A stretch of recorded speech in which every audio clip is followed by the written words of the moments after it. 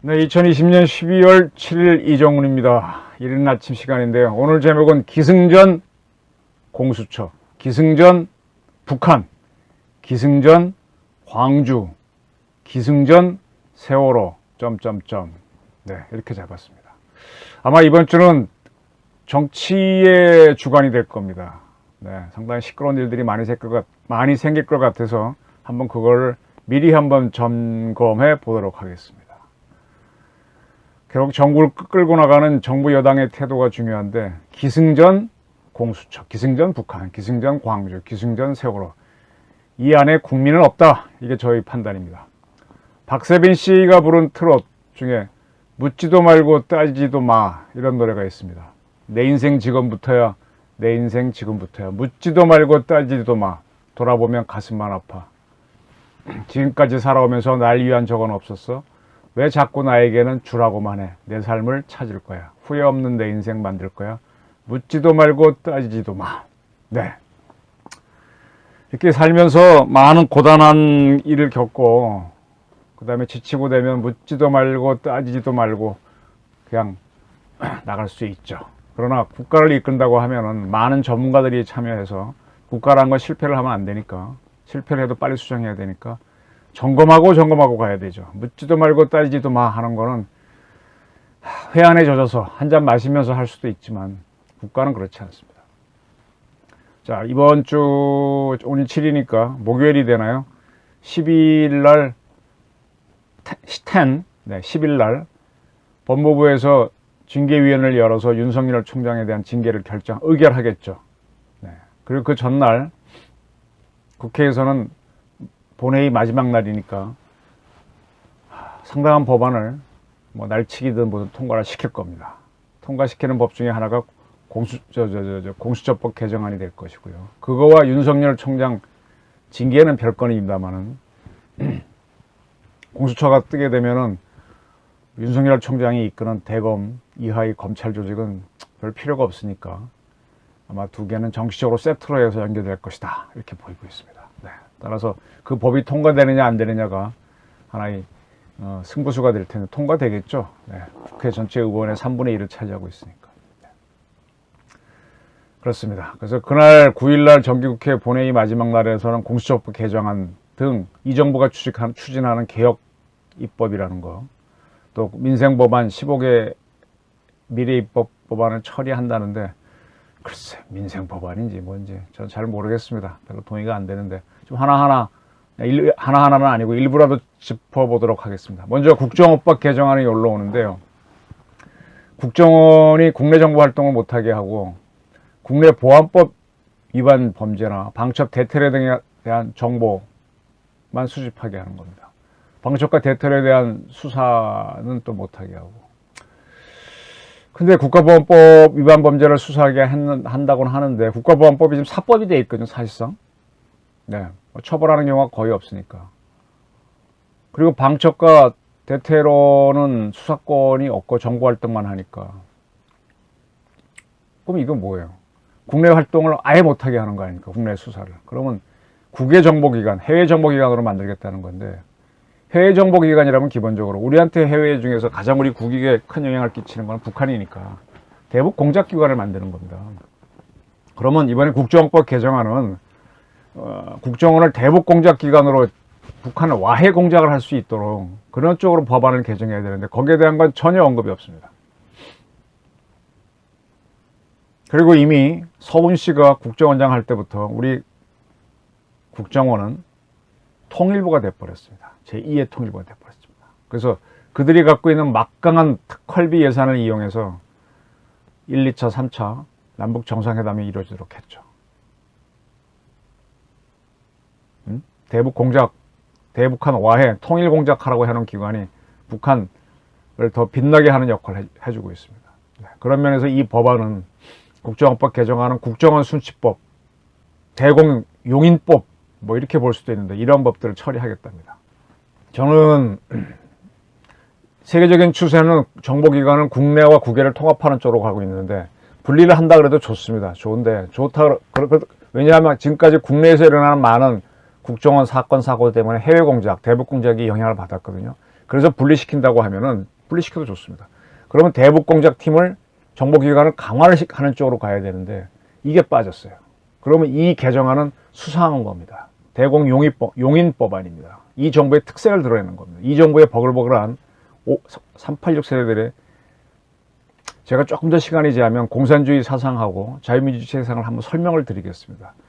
제가 어제는 사회개혁론을 통해서 군주론이 부정된 걸 설명을 드렸고, 따라서 대통령의 권한도 군주권도 아닐 뿐더러 또 임기에 의해서 권력의 사용의 제한을 받는 걸 설명을 드렸는데, 앞으로 기회가 되면은 공산주의 사상이 왜 엉터리인지를 한번 설명을 드리겠습니다. 근데 그걸 용인하겠다는 게 이 정권의 이런 법안으로 보입니다. 그리고 국회의 국정원 통제권을 강화해 버렸습니다. 미국이 카터 정부 때 그 CIA에 대한 국회 통제 강화를 했다가 그게 계속 CIA가 약화돼 가지고 뭐 9.11 테러까지 당했다는 보고서가 있었거든요. 그 사이에 중국이 굉장히 부상을 했습니다. 이렇게 자꾸 이렇게 그 국회에서 국정원 통제를 강화하면요, 저거 완전히 통일부가 되고요, 아무것도 못합니다. 아무것도까지 못하겠지만 문제가 많습니다. 그리고 대공수사권은 경찰로 이관한다고 했는데, 그리고 뭐가 자신이 없는지 3년간 유예기간을 뒀습니다. 3년간 지나면 문재인 정부가 끝날 수도 있는데, 자신이 없어서 그때서는 뭐 야당이 이기면은 뭐 다시 돌려라 그런 건지, 대공수사권 문제가 생길까봐 3년 동안은 그대로 국정원이 갖도록 그렇게 해놓은 좀 괴상한 법입니다. 이런 법들을 왜 통과를 시키려고 하는지 모르겠어요. 근데 일단은 이제 정보위는 통과했고 법사위 심사를 해야 되는데, 법사위에서 진통이 일겠지만 역시 통과가 예상됩니다. 그리고 정보위에서도 전체위도 통과가 될 겁니다. 그리고 경찰청 개정안이 올라오는데요, 이거는 행안위를 통과했고 법사위도 통과했습니다. 경찰을 국가경찰과 자치경찰로 나누는데, 이렇게 되면, 이 법이 통과되면 내년 7월 1일부터 전국의 자치경찰이 시행됩니다. 법이 시행돼서. 자치경찰은 방범, 순찰, 교통안전, 수색 뭐 이런 걸 하는 겁니다. 국가경찰은 보안, 경비, 경비에는 뭐 대통령 경호도 포함되고 수사 이런 겁니다. 국가경찰 안에 수사본부가 만들어져서 수사를 하는데, 그 중에 한 파트로 대공수사권을 넘겨받아서 대공수사, 안보수사, 보안수사를 하겠다는 거죠. 근데 저는 제가 국정원을 쭉 보면서 대공수사를 하려면 북한에 대한 정보가 있어야 돼요. 우리 경찰청은 국내 정보기관이기 때문에, 국내 수사이기 때문에 북한에 침투를 안 합니다. 북한에 들어가야 북한의 의도를 파악되는데, 그래서 대북 공작 팀하고 대북 정보를 구하는 팀하고 대공수사가 연결이 돼야 됩니다. 근데 이걸 분리시킨다는 거거든요. 글쎄요. 이게 결국 북한 숨터주기 법안이죠. 경찰법 개정안이라는 거예요. 이 정부의 성격을 보여주는 겁니다. 그리고 국가경찰을 만들어서, 자치경찰은 이제 지방자치단체가 관리할 거고, 국가경찰은 정부가 관리할 텐데, 이것이 힘이 세지면요, 경찰이 힘이 세지면 상당히 문제가 있습니다. 과거 일본이 헌병 정치에 있어서 이어갖고 뭐 경찰 통치를 하고 그랬는데, 이게 제2의 공수처, 제2의 사직동 팀이 될 수 있습니다. 옛날 박정희 전두환 때까지 있었네, 그 후도 좀 있었는데, 청와대 하명 사건을 직접 수사하고 그러려면 수사권이 있고 정보권이 있는 경찰을 움직였는데, 그게 사직동 팀입니다. 지금 사직공원 가는데 보면 오른쪽에 거기 아직도 건물이 있거든요. 국가경찰이 그렇게 될 수도 있죠. 미국의 FBI는 국가경찰은 맞습니다만 기본적으로 사법경찰입니다. 조금 문제가 있는 겁니다. 그 참여연대 등 시민단체 일부 단체들도 국가경찰 권력을 견제 감시할 장치가 없다면서 반대하고 있습니다. 경찰이 강화되면은, 경찰은 각 집안에 숟가락이 몇 개까지 알잖아요. 상당히 경찰은 모든, 뭐 요즘 파출소는 없지만 다 들어가서 지역 정보를 다 알고 있습니다. 그리고 지방자치단체장들은 자치경찰을 거느리게 되니까, 그 사람들은 지방 독재가 나올 수가 있죠. 이건 미국 같은 연방 국가에서는 하나의 그 주가 독립국가에 가까웠기 때문에 그 주경찰이 있고 그래서 그 전체를 다루는 연방경찰로 FBI 개념이 간 건데 우리는 그냥 연방국가가 아니거든요. 연방국가도 하나의 국가 통합을 못하니까 연방을 거쳐서 통합되어 오는 과정인데 우린 거꾸로 국가 쪽의 길을 가고 있어요. 이건 북한한테 기회를 주는 법안이 될 수 있습니다. 또 하나 김여정 하명법이라고 하는 새칭 이 법이 통과될 겁니다. DMZ 일대에서 북한을 향해 전단을 보내거나 확성기 방송하는 경우에는 3년 이하의 징역 또는 3천만 원 이하의 벌금을 내게 하는 그런 법안이 이번에 통과됩니다. 이 법안에 대해서 DMZ 인근에 있는 지자체장들은 일단 찬성을 했어요. 북한의 공격을 받을까 봐 워낙 겁을 먹었으니까. 아니 우리가 북한을 통일하자고 하는 나라인데 북한이 우리를 거꾸로 할까 봐 겁을 내는 사람들이 있으면 어떡합니까? 겁쟁이 정당화법일 수도 있죠. 그리고 우리 대한민국이 우리의 주권을 갖고 우리 헌법에서 북한을 상대로 통일한다 이렇게 돼 있는데 이게 우리 주권자인 우리 대한민국 헌법이 규정한 건데 거꾸로 우리 주권 국민들이 북한에 대한 전단을 못 뿌리게 제한하는 법을 만드니 이게 무슨 취지입니까? 네. 김씨 정권 안정화를 돕는 법안을 만들어 이건 제가 보기에는 위헌 소지가 큽니다. 미국에 있는 북한 인권위원회 사무총장인 그레그 스칼라는 북한 인권 문제에 무관심하거나 억압하더니 문정권이 이제는 내놓고 노골적인 적대감을 보이고 있다라고 비판했고요. 이러한 태도는 북한 정권의 말만 해라. 우리가 따라 해주겠다라는 메시지를 보내는 것이라고 지적을 했습니다. 수잔 솔티 북한 자유연합 대표도 무섭고 끔찍하다. 한국 국회가 김정은 정권의 요구대로 하고 있다. 북한 주민들의 인권과 표현의 자유를 지킬 도덕적 의무를 저버리고 있다. 심리전을 해서 북한에 정확한 정보를 줘서 북한 주민들이 독재, 전제를 하고 있는 김정은을 뒤집도록 만들어야 되지. 거꾸로 하고 있으니 야, 참 희한한 정권입니다. 희한한 정권. 위헌 소지입니다. 매우 큰 법안입니다. 조슈아 스탠던 변호사도 대북제재를 주장하는 전문가인데 내가 봐온 가장 권위주의적인 민주주의 활동가들이 한국의 여당이다. 또 브루스 칼링러 헤리티지 재단 선임연구원은 민주당을 향해서 진보적 권위주의자이다. 프로그레시브 어토리테리언니즘에 젖어 있다. 네. 진보적인 것 같지만은 그게 지상주의로 바뀌면은 굉장히 그것만 강요합니다. 네. 독재가 되는 거죠. 문제가 많습니다. 그리고 이번 국회에서는 민주당 1호 법안인 일하는 국회법 개정안이 통과될 겁니다. 새칭입니다. 상시국회 조항을 넣어가지고 개정해서 거의 뭐 1월, 7월 휴가 때만 제외하고는 매번 국회가 열릴 수 있도록 하는 거죠. 그래서 이번에 국회 본회의에서 공수처법 개정안이 통과 안 되면 바로 또 열어서 또 추진하고 그렇게 하겠죠. 네.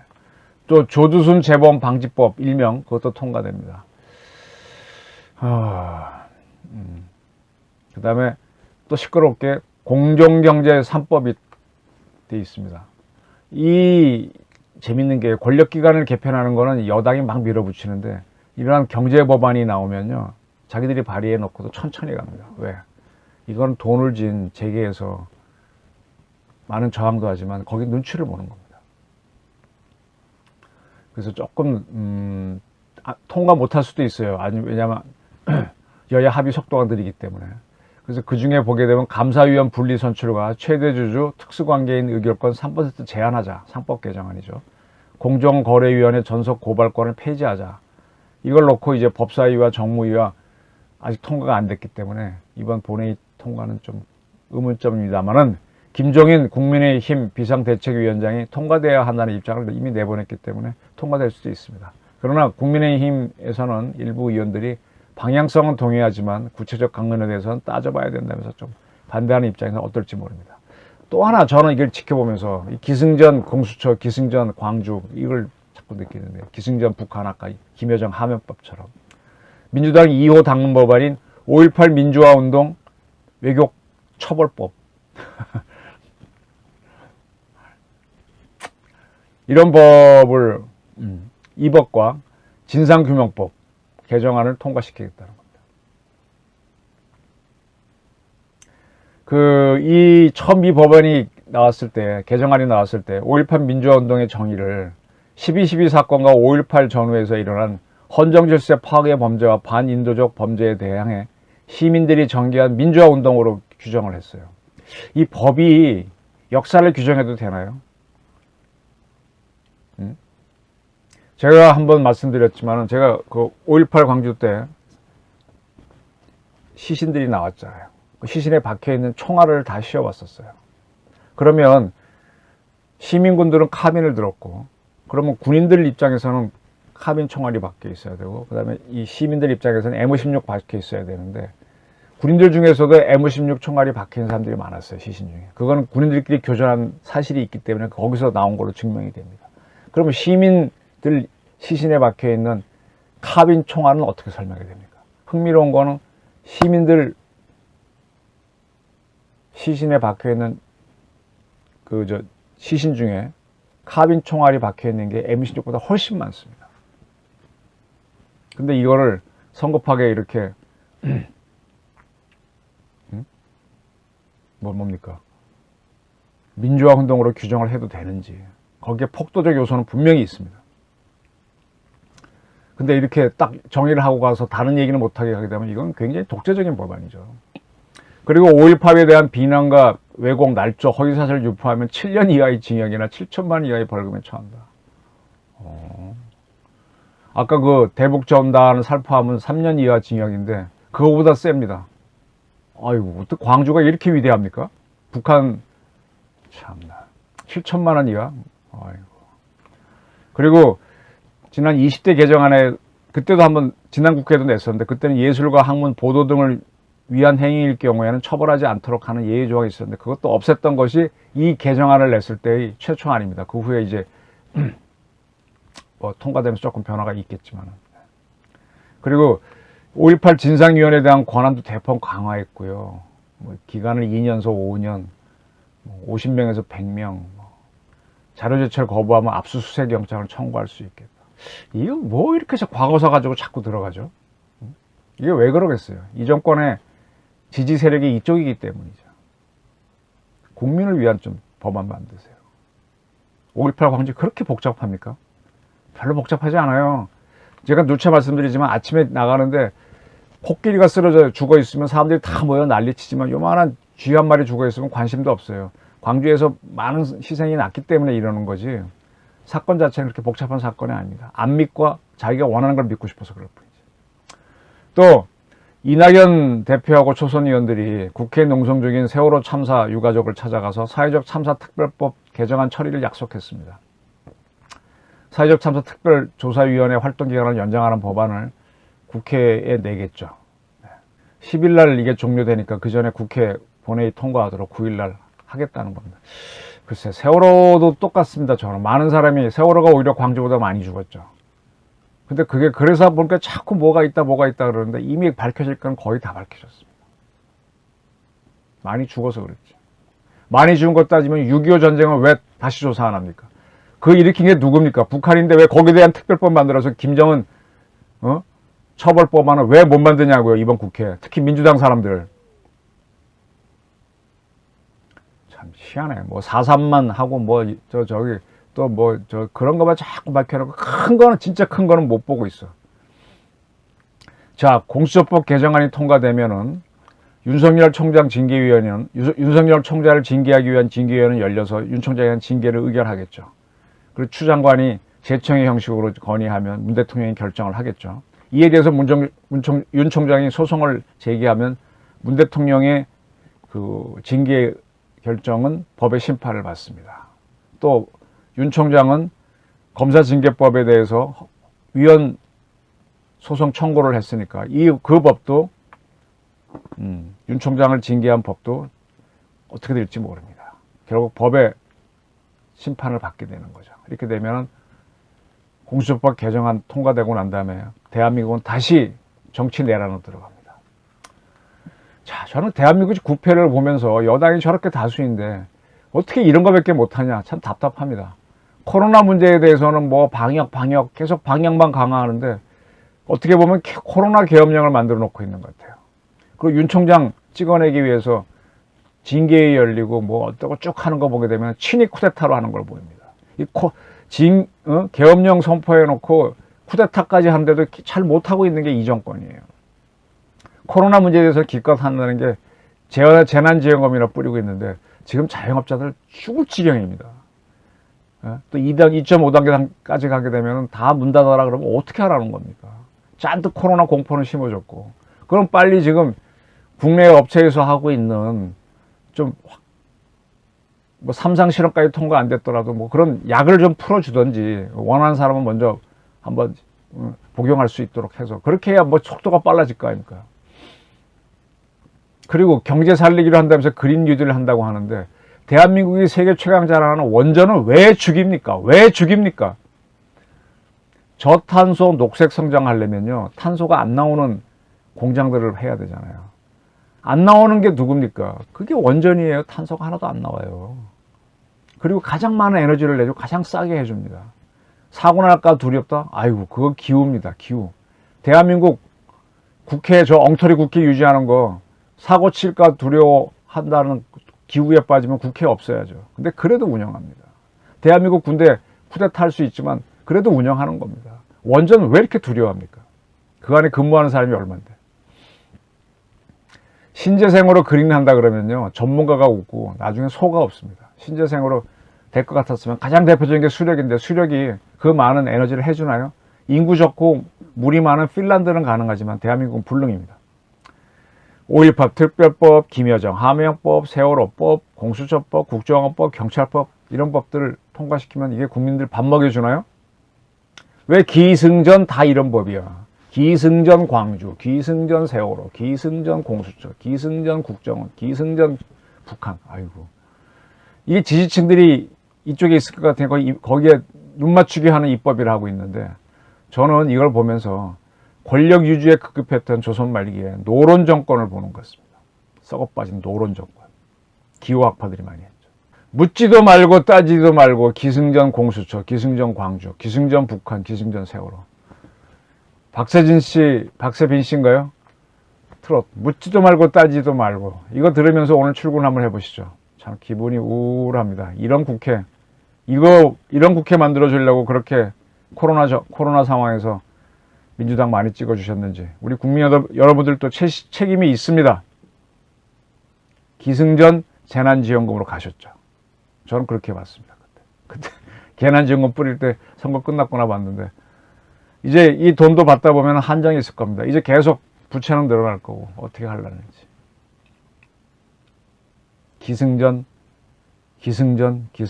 나중에 망조로 갈 겁니다. 국민 여러분도 바른 판단을 해 주시길 좀 이른 아침에 부탁드리겠습니다. 고맙습니다.